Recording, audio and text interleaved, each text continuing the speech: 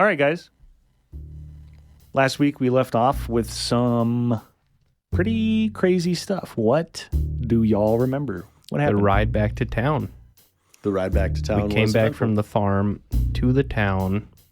Tate, Clay, Birdie Johnson, our reporter friend, Creedmoor, and the drunk Yeah, what's his Edgar. name again? Yeah, Edgar Shelnick. Edgar is having memory issues After that wind. after the wind. Didn't remember how he got there, so we should probably touch base on that. Ooh. Furthermore, we got back into town. We split with Creedmoor. Creedmoor went back to his hotel, allegedly. And we and the body of Dom Denny. Dom Denny in the cart, covered with a few trash bags, stuffed his pockets with a few good green glowing gems, That's right. parked it out back around the side within sight line of the window to Tate and Birdie's rooms. Tate stayed standing guard. Birdie went up to sleep. Some stuff happened that I don't know about. Some stuff happened that You know about it.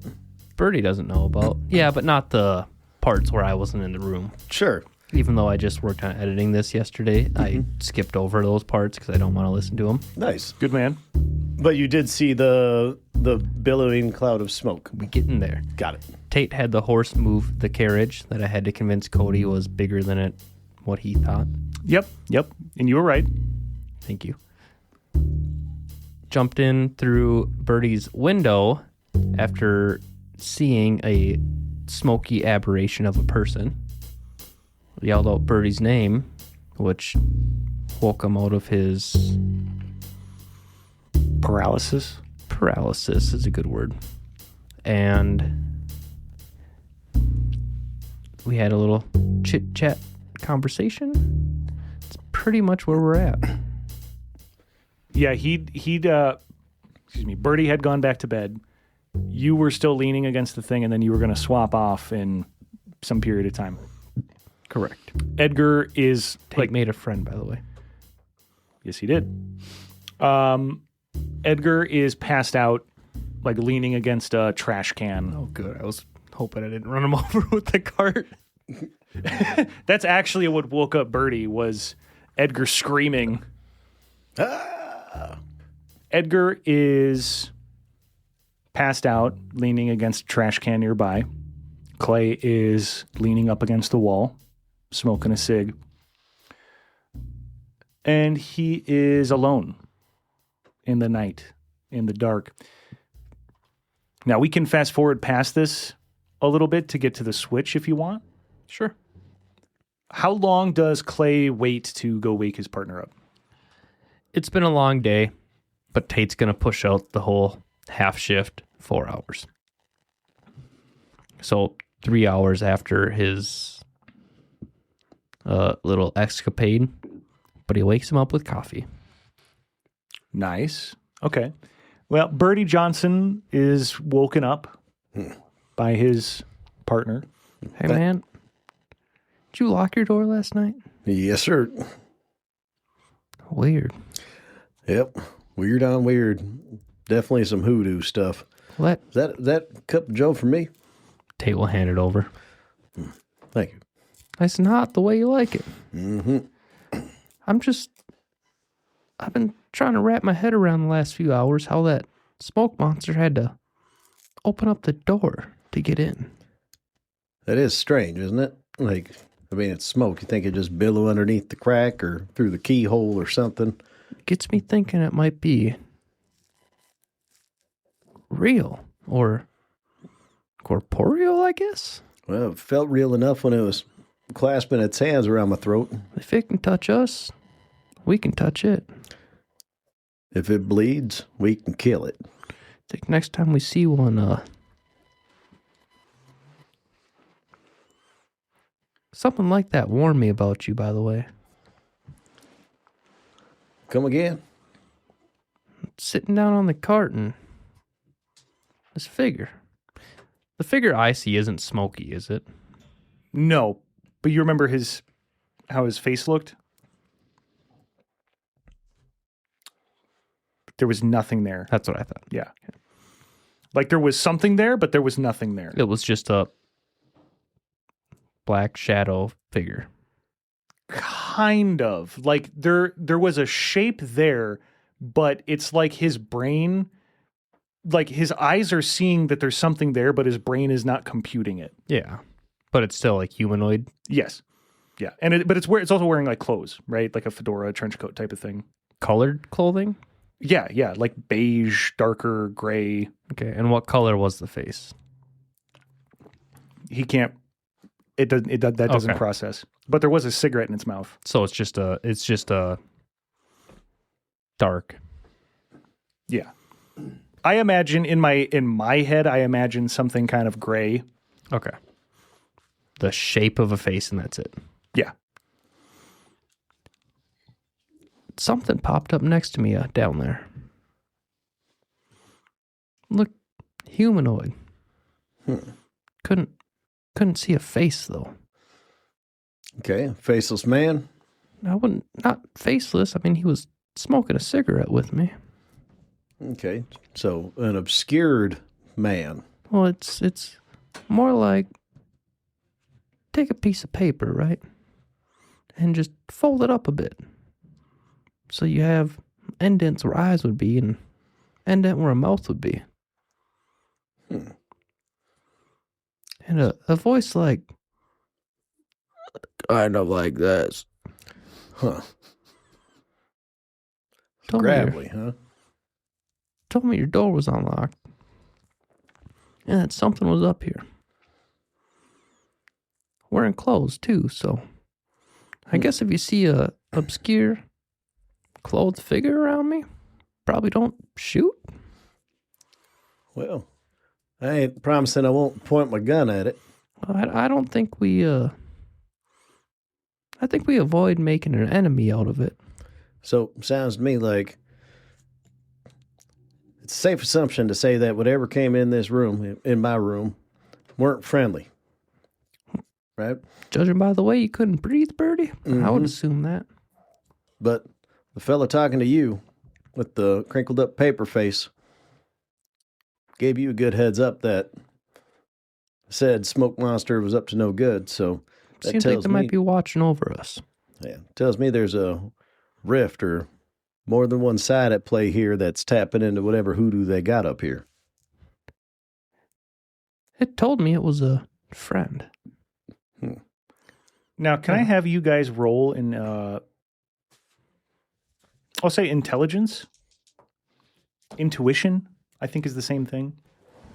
10 under 85 success. Good. 33 under 85. Critical success. I don't think there's anything I can say critically as far as the success goes.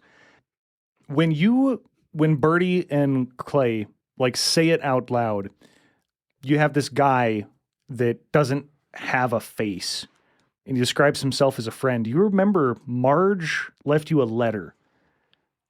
Do you remember what she said? I can't remember it. But One of the things she said was a faceless friend wants to meet. Oh. Hey. So Charlie didn't remember. Birdie would absolutely have remembered. Yeah. Faceless friend. You know, Marge, when she left me that letter. Marge from the That's right. woods? Yep. She said that a faceless friend wants to meet. Well, a faceless friend found me. Faceless friend found us. Have you seen him? No, but, just because I ain't seen him. Actually, I don't know. Who Birdie ran into in the woods, on the wood line. Did that dude have clothes on? Birdie didn't get to see him, but he did hear the voice. That's right. And it sounded like the voice he made. I think it might be the same person that came up on me in the woods when we were approaching the farm. The one that told you not to trust the birds? That's right. That might clear up something. I mean, I'm starting to starting to change my tune about them crows. So, Yeah, it's definitely a push in a direction, but might be a little early to count them out. Although the crows were saying to don't go into the farm.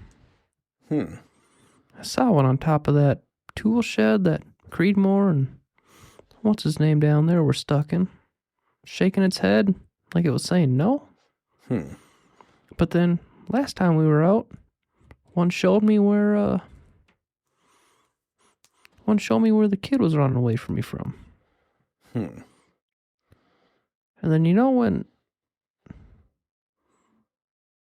when I wanted to go to Sierraton for some reason, a dog broke me out of that one. Or a wolf? really? Maybe a coyote? A four-legged furry mutt. But, specifics are big for us, right? Yeah. And it sounded like a coyote was fighting a bird in the woods. Heard a bird squawk and fly off. And then remember, old boy down there was talking about he saw a coyote the night that family was taken. The Levines. Well, Like he said, he saw it up close and personal. And he ain't got no scars to prove it, so it can't be a bad thing. well, the Wishkashaw have a set of beliefs about familiars and spirit animals and stuff.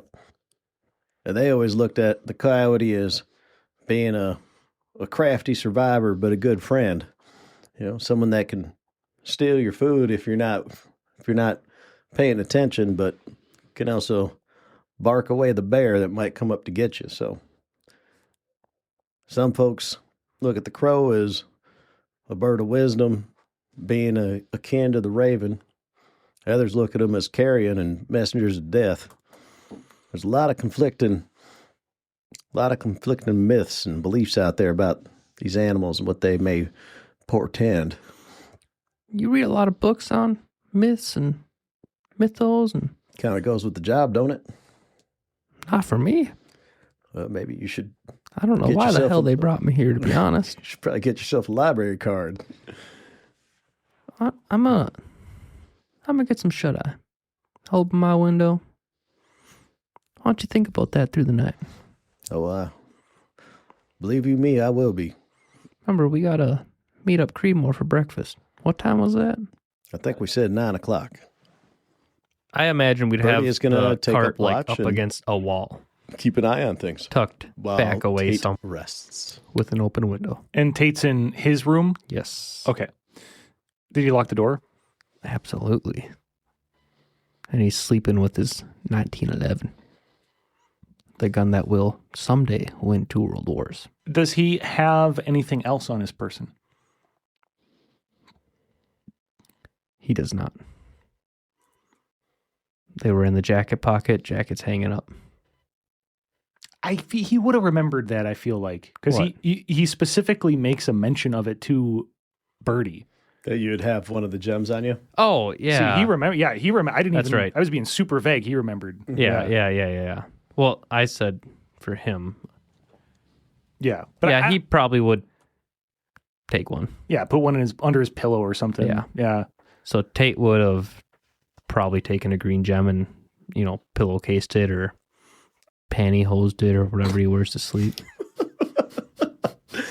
He just, underneath that rough exterior is a soft man. His bag spills over. There's bottles of lotion and perfumes. Perfume. Nylon. Yeah. Nylon doesn't exist yet. Polyester. He will make it so. Yeah, yes. Okay. So Birdie, you're down by the cart, right? You're watching the cart. Correct. Okay. Clay, can I have you step out for like 10 minutes or less? Better be less. Nerd. Damn. I'm gonna go listen to videos super loud. He's gonna go. You Do hear it that? right on the other side of the door. Play will you? Bloons Tower Defense also.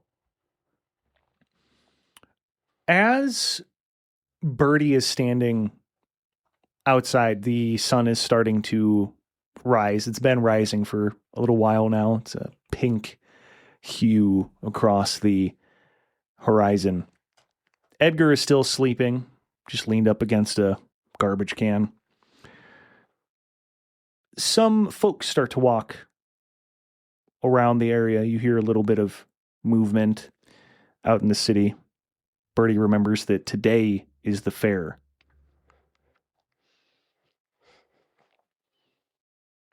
Another hour passes. He sees a air balloon flying in the sky. An uncommon thing to see at this time period. Pretty cool, pretty novel, right? Mm-hmm. He can see the fire, maybe hear it. And it goes up a little bit higher. Would Birdie know anything about hot air balloons? He wouldn't know that pulling on the lever releases an outlet valve to spit fuel up into the pilot. You know what I mean? Like, he wouldn't know the actual mechanics, but he'd definitely know that they burn fuel, which creates a gas inside the balloon that's lighter than air, which allows it to rise. Yeah. But yeah, he'd understand the basics, but how do they control them things? How do you not just float off away into the ether? Do they have the ability to control where they're going? I don't know. I would assume that you might be able to have different ports on the balloon itself where you could open it to vent some of the gas, and that venting would, you open it up on the right side, it pushes you to the left. That might be the case. They cannot steer. Instead, pilots navigate by changing altitude to find different wind directions. Okay. So that's kind of cool. I didn't know that. I could make one that steers. We could make one that steers someday. Yeah. Hey man, why do you have all those fans from Walmart? What's with that car battery and that shoddy looking wiring? Yeah. Connected to all those Walmart fans. Okay. So he sees this hot air balloon. He could, gets the impression that it's testing the winds for the day. And the hot air balloon starts to move toward Birdie. He sees it moving their direction. And another breeze starts to pick up. It smacks into the side of the building. Some of the windows creak a little bit. It's a cool wind, similar to the one felt earlier that night. The canvas, the covering over the dead body, in particular, seems to move. And it flies up, caught in a small torrent, and then blown away. Birdie would try to grab it. Roll a dexterity.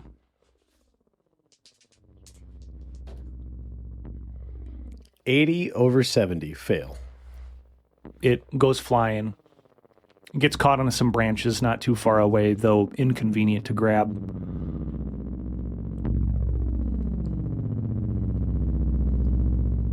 Roll a power check. That is a 10 under 50. Okay. Success. Birdie feels something like a pressure on his head, his temples, on him. And he hears in the wind almost a scream.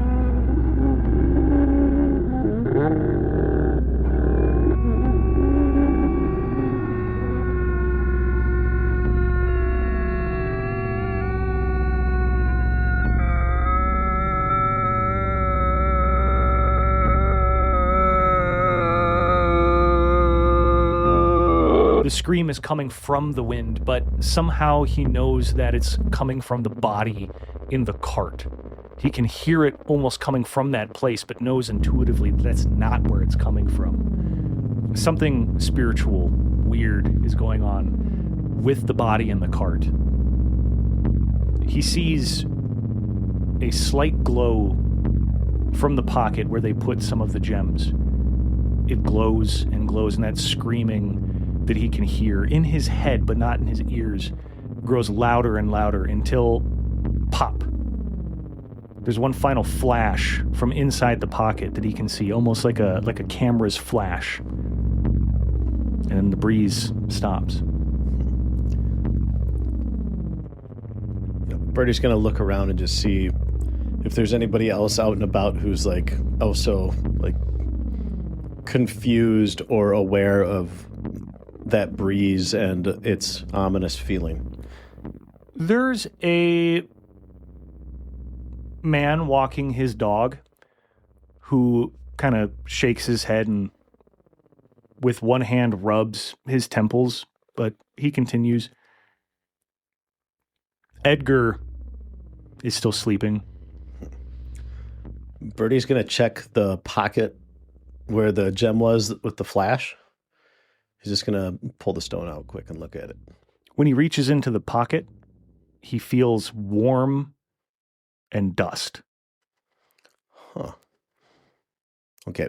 He's not going to take out any of the dust. He's going to leave everything there, and he's going to leave the body unmolested. Okay. Actually, he is going to take out he's going to do a small pinch and pull it out. Not all of it. He's not grabbing a handful. Yeah. But he's going to pull out a little bit and kind of look at it.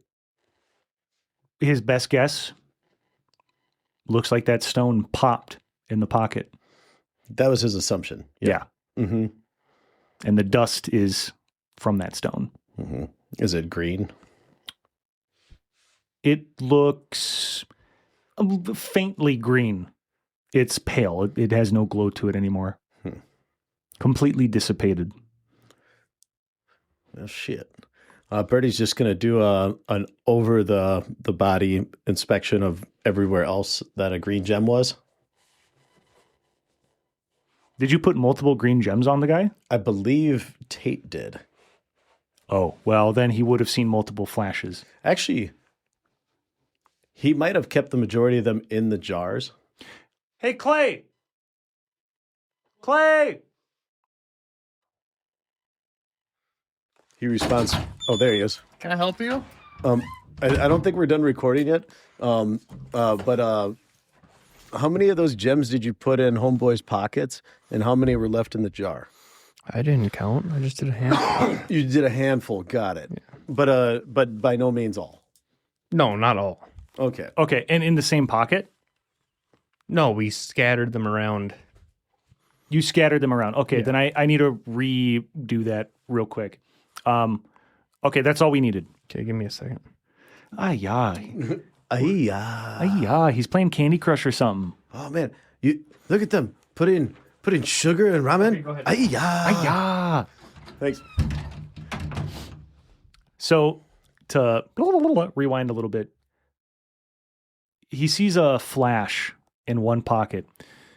All right, let me go back a little bit further. He sees one of the pockets glow, and then another, and another, and another, and then pop, pop, pop, pop, flashes quickly as the scream hits its apex.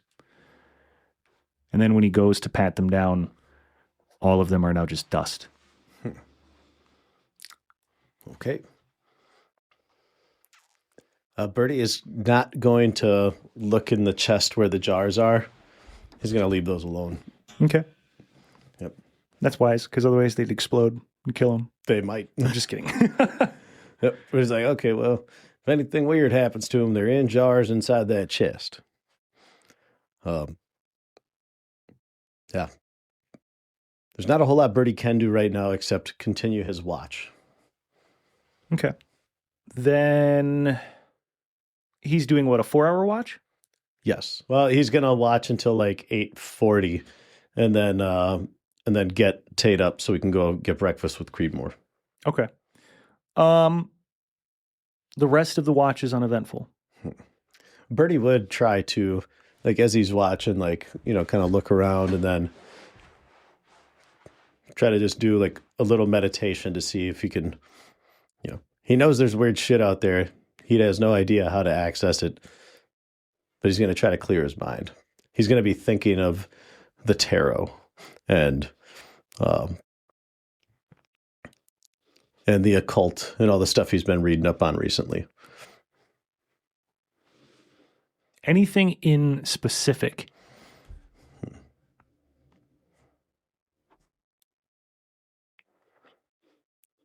Didn't he pull out when he did his tarot reading? Didn't he have a crow for a card, or wasn't there something? There wasn't anything like that.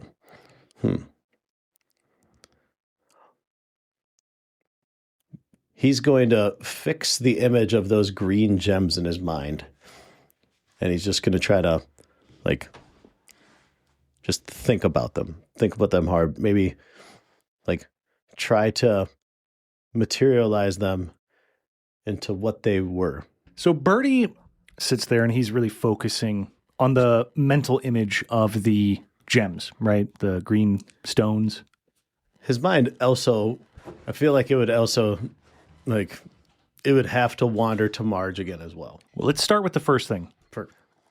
He holds that, he clears his mind. He sits, he does his breathing, clears his mind, focuses on the image of these green gems. And an image flashes of digestion, intestines. Does that make him think anything else? Little help? I don't know. No, that's okay. If nothing else comes to mind, that's okay. Yeah. He does not understand why he's seeing indigestion or digestion and intestines yet. Mm-hmm. Okay. Except maybe these gems are food. Maybe something's feeding off them. Transfer of power, longevity, reproduction. The rest of his watch goes by uneventful. Edgar stirs a little bit, pulls his coat over, pops his collar. Birdie rolls a cigarette, takes a long drag. Then it seems like it's about that time. Birdie is going to go up to Tate's room. Okay. And then what? He's going to wake up Tate. Does he have a key to Tate's room? I'm sorry. Tate's window is open. Mm-hmm. And if memory serves, we were able to, like, get up pretty close to the window from the cart. Yes. Birdie's going to get up close to Tate's window. Hey, Tate. Birdie is up. He's outside, and he's climbed up on the wagon, and he's leaning over to Tate's window. Hey, Tate. Yep. Figure we got ourselves about 15 minutes before we're supposed to meet Creedmoor. That's it? I know. Well, shit. Well, we're going to go meet him for breakfast, so figure all you got to do is throw on your kit and we can head on out. Be out in a minute. Yep, I'll be back here. Can I 1v1 him real quick? Absolutely. Okay, thank you. In Rust?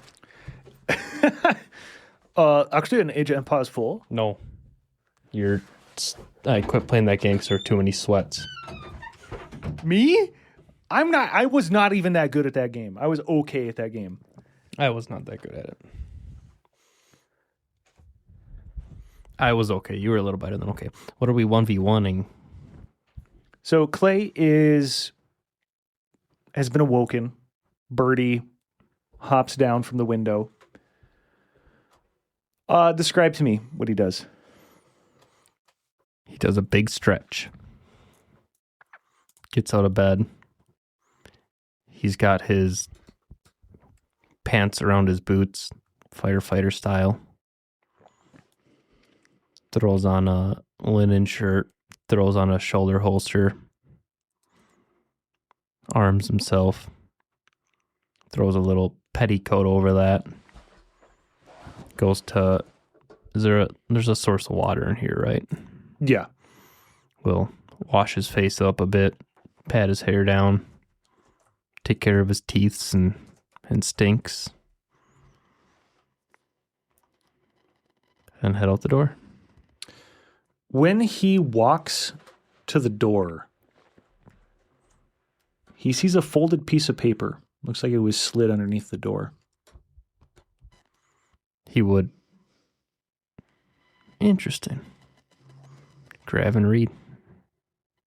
The front of it says, "To Clay." It's folded in half. He unfolds it. This is what it says. In handwritten. It's a handwritten note. There was another at the farm who saw. Your clock is ticking. Be careful, be fast. More will come now. I will do what I can. Get to Sierraton soon.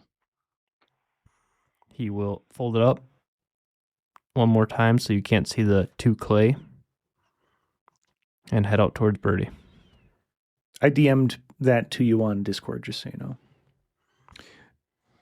Clay comes down to the cart. What does Birdie say? What does he do? Hey, how'd your nap go? Obviously, it weren't long enough. Well, better than yours, I'd say. Fair enough. Got hit by one of them winds again.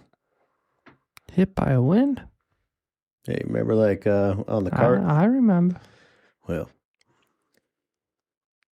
when it came, all the gems in this feller's pockets started glowing and glowing, and they got real bright like a camera flash. And just flash, flash, flash, flash, flash. I reached into his front pocket, and well, at least the stone in that one was turned to dust. Dust? Yeah, go. Birdie's gonna reach into the pocket and grab a handful. Yeah, dust. Tate will take a pinch out of it and kind of sprinkle it down. That's weird. I ain't checked the rest of them. Figure didn't want to contaminate the scene. In case you want to take a peek. Tate wants to check the body. Check for where his wounds would have been. The body is uncovered. He notices that right away. And he's checking the wounds first. Yes. The wounds are unchanged. Then he would feel for a pulse, No pulse. and then he would check through the body. Are the rest of the stones there? All of them seem to have vaporized, burst. There's dust in the pockets where there was a gem. The funny thing about it too is, as that wind was going, I could almost hear a scream. First, it felt like it was coming from the body, from the gems, but I knew that weren't the case. It was coming from somewhere else. Very strange. Felt the pressure around the head like it was trying to do something, but it couldn't get in. Did you uncover them? No, the tarp's up over there in that tree. That strong a wind? It just came a gusting. I don't know how much time we have to deal with that, Birdie. I don't know. And he either. hands you a slip of paper. Birdie's going to take the paper. It's folded up twice. Is something I should look at now? I think so. All right. But yeah, I tried to catch the tarp. Birdie's unfolding the paper. It just came on too suddenly. He unfolds it once and immediately sees two clay. He's going to unfold it again. There's a handwritten note that says this. There was another at the farm who saw. Your clock is ticking.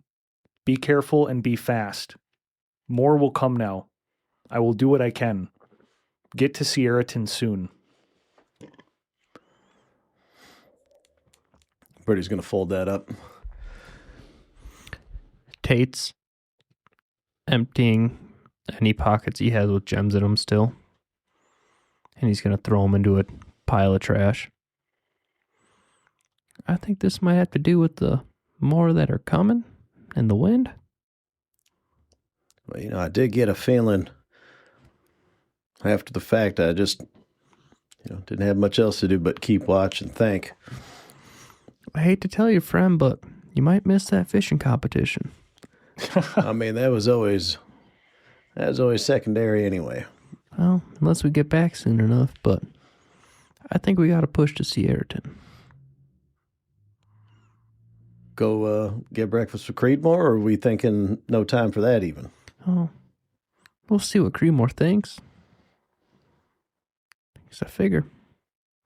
On a map, Mr. Game Master, how far away does Sierraton seem?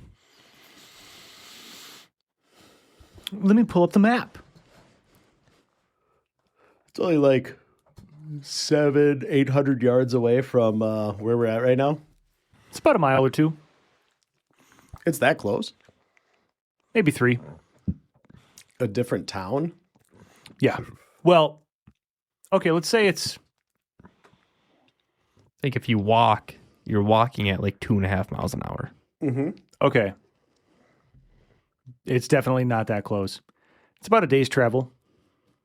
Walking? Yeah. Okay, so that. What about to the closest mine? Or place to acquire mining supplies? Place to acquire mining supplies? You could acquire mining supplies in Short Tree Falls. As in explosives. You would need to go to Answorth.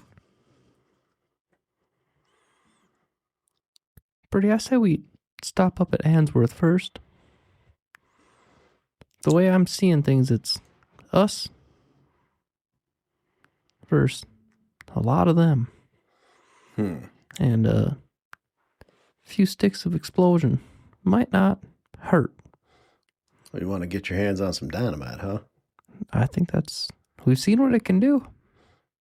Yeah. Now, the real question, do we want to bring Creedmoor in and his sharpshooter buddies? I mean, I'm just not certain. Like, part of me wants to believe that, he's on the side of good. Well, he's on the side of reporting. Exactly. Stronger part of me thinks he's on his side. Does his side align with ours? Or more with theirs? I highly doubt it'd line up more with theirs. Well, I think Creedmoor likes to get to the bottom of things. But he's also going to write a paper. True. He might leave us out of respect, but it's an extra gun or two in the fight. Yeah. Hey, when Creedmoor wrote a piece about Apollo's Cradle. Guaranteed, right? The one that's Warson showed us. You read the paper he wrote, yeah. Yeah. I can't remember. Did he mention Tate Clay and Hubert Johnson? He mentioned 2 federal investigators. Okay, that's how he left it, though? Yes. So, and he wrote his paper definitely revealed more about that situation than we wanted him to. Everything that like Tate Clay and Birdie Johnson know, like there's things he wrote that everything they know of that's in his paper absolutely happened. So they have no reason to believe that like anything else he wrote was embellished. Most of what he wrote about was what Tate Clay and Birdie saw. And it was like 100% accurate. So yeah, he's going to report what he sees. Last time he did us the courtesy of not using our names, which I did appreciate. And safe to say he would do it again, but you know what they say when you assume. Yeah. So you said it before, though. Being out here on our lonesome, technically in hostile territory, and having a third or maybe even a fourth over here with Edgar on our side. What's that deputy's name? The dead one? No, the one that, the freshie, the one that wanted to do good. You know, I wrote his name down. Let me consult my notes. Let's see here. You know what? Scratch that. Is that Piles or Cockins? I can't remember. Piles was the bad one. Yes. And Piles is dead, right? Yeah. Yes. Fed to the hogs. Yep. And he was the only sheriff's deputy at the farm, right? Yes. Cockins. Let's see if we can't get any help from him. Or we just leave everyone out of it and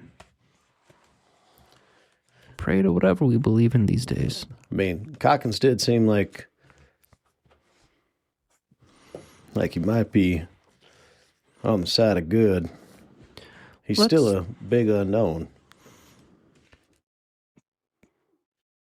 Tate will grab one of the green gems. From where?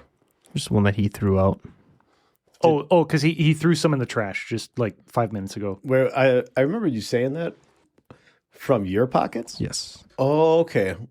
So that answers so the ones in your pockets didn't go up, huh? You got any more in the jars?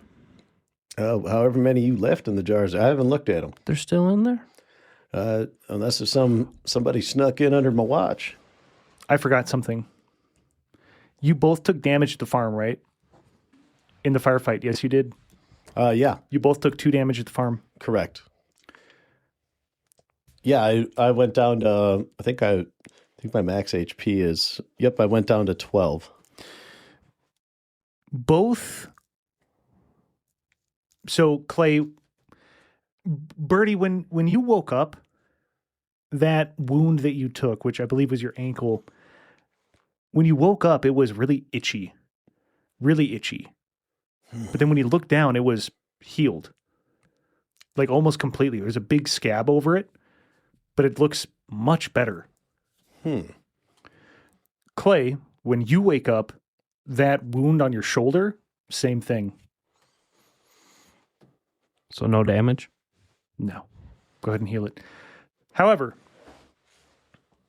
looking at the gems that you had on your person, one of them is considerably duller than the others. Probably the one he slept with. Holding up one of the green gems. Let's see if Cockins knows what this is. If he doesn't, we'll see if he can't rally some troops. There's got to be people around that don't like Sierraton. It's a gamble, but heck, I'm in. Let's do it.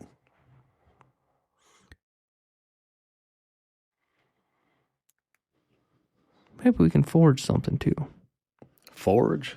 A warrant to investigate and push into Sierraton. Yeah, we could, but let's just go see if we can't, chat with them. I don't know how much weight our federal papers are going to hang up, hold up here. I suppose. How about we just go chat with them man to man? Who? Cockins. Can I have both of you roll a spot hidden check? 56 under 73. 94 over 67. Okay. Tate's really in the conversation. Yeah, keep talking. Let's start with breakfast. Not bring it up to Creedmoor that we're going in. See about Cockins. Yeah, well, that... And make our way to Answorth. All right. Well, okay, breakfast, Cockins, Answorth. Obviously, a lot of this is going to ride on what Creedmoor has to say at breakfast. This is true, but... Barring any new exciting evidence, that's our plan. Yeah, fully armed. Oh, yeah. And we make our way towards breakfast. And that's where we'll end this episode. Good episode.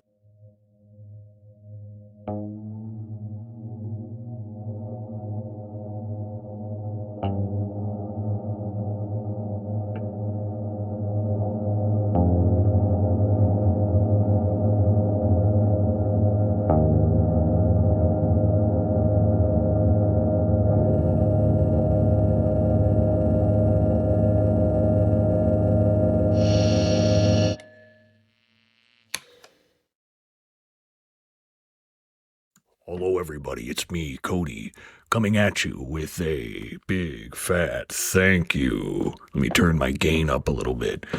A big thank you to everybody who listens to the show, the program, who shares it with their friends and family and coworkers and your flock, your congregation. If you're a preacher, man, and you go up to preach and you say, "Listen, hear me.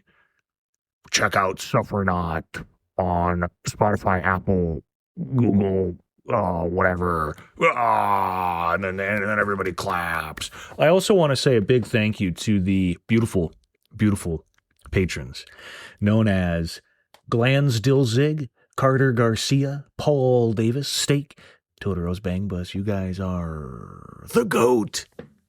Also, big shout out to the Discord. Big shout out to the merch store. We're going to have a pretty big drop on the Patreon pretty soon here. And I think I'm going to start doing like a solo pod or something on there. Just, shooting shit. It's a matter of finding time. It's like, God, man, I'm sure a lot of you beautiful folks out there understand it's finding time. It's like, you only got 24 hours in the day. 8 hours of it you're sleeping, 8 hours of it you're at work. And it's like, how many hours you driving? Then you got to cook. And then you got to go grocery shopping. Then you got to do your dishes. You got to do the Sisyphusian tasks, right? Oh, it's but nevertheless, it's no excuse. Hi, Chamberlain. It's no excuse to not, get more stuff out there, But how have I been doing? I've been doing good. Thank you for asking. I finished Way of Kings by Brandon Sanderson. Fantastic book. Fantastic. Absolutely fantastic book. Shit, I might get a tattoo from it. But I'm already almost halfway done with the sequel, which is 1,100 pages long. I've never read a book so fast in my. I think the last book I read really, really fast, right? Was Project Hail Mary, which I might have mentioned before. Great book. Ryan Gosling movie coming out. Pretty excited for that. But I read that book in like a week. I'm normally 2 weeks. I read it in 2 weeks. I'm normally a slow reader. That's not a small book, but it's not like a big one either, So Chamberlain, settle down. He's like jumping up at me. He's like, "Dad, play with me. Play with me." Anyway, so this tome, right? This 1,000-page tome, I read it in 2 weeks. I was shocked with myself. It's a testament to how good the book is, and a testament to it's been less than a week. I'm already almost halfway done with the sequel. I just over the weekend, I did a ton of reading. I read when I'm at the gym, when I go for walks, right? Or if, on my commute to work, I'll pop on the audio book. Or if I'm doing the dishes, I'll put on the audio book. But, when I'm at the treadmill at the gym, I got my Nook, I'm there reading, and then, I'm going to go do squats. Pop in the audio book. So it's maximum reading, and, it's a good time. It's a good time. Anyway, what else? I don't know if there's anything else. I started baking bread. Baking bread's pretty good. Made some baguettes. Made a garlic and herb baguette. Made that for some friends. It was delicious. And you should try that. Very simple. Very simple. Dubois taught me how to bake bread. But I'm going to leave it there because I did not sleep barely at all last night. The heat in my building went out, and the landlord came over at freaking 10:30, which God bless him. I texted him at 8 o'clock, 9 o'clock. I'm like, "Hey, just so you know, the heat's out. It's fucking freezing in the apartment." I didn't say, I was a lot more professional and polite and whatever. But anyway, this guy lives 2.5 hours away. And 2.5 hours later, I get a knock on my door, right? So it's 10:30. He's like, "Hey, I'm here to fix the heat." And I'm like, "Oh, well, I'm about to go to bed, but God bless you." So he, spent the next couple hours fixing the fucking heat, and then the fucking heat works. But, oh God, I have to wake up super early for my job. And then I'm up, I'm doing the thing. I'm doing the tenant thing when you're sitting there making small talk and they fix the thing and whatever. But I need a freaking 8-hour nap here. For you guys who listen, you might not know this. I usually finish editing these. I do a final thing Monday the night before. So I'm recording this right now the night before I hit post. And so I'm sleepy. That was Sunday. This freaking guy. Good man. Okay, what am I gonna do after this? You know what I'm gonna do? I'm gonna make some popcorn. I'm gonna make some herbal tea. I'm gonna pop on a Red Letter Media video. They just released a new one. Love those guys. Shout out Red Letter Media, fellow Midwesterners. And I'm gonna watch that video, and then I'm gonna read, and then I'm gonna fucking take a melatonin and pass out. Okay. You guys, I hope have a beautiful, wonderful week. I hope everything's going good. Things are going really good for me in my life. Things are really turning around. There was some darkness there for a little bit, but what's that saying? This too shall pass. I think that's a healthy mindset. Like, but holy shit, man. I mean, also like just what's going on in the world right now. Fucking, hey, with like fucking, am I allowed to say Epstein files? If I say Epstein files, is it just like, did I just like nuke the fucking channel? Like, Jesus Christ. It's like, hey, let's deflect from the fucking, the fact that homeboy is a fucking pedophile, and let's just go invade another country. It's so funny. I not to bring up politics or nothing, but it's like, fucking A, man. It's all right there. Anyway, hey, I love you all. I love you all to pieces. You're all good people. And be safe out there. Be safe. Eat good food, drink good beer, or whatever your poison is, and sleep well and prosper. All right, I'll talk to you next week.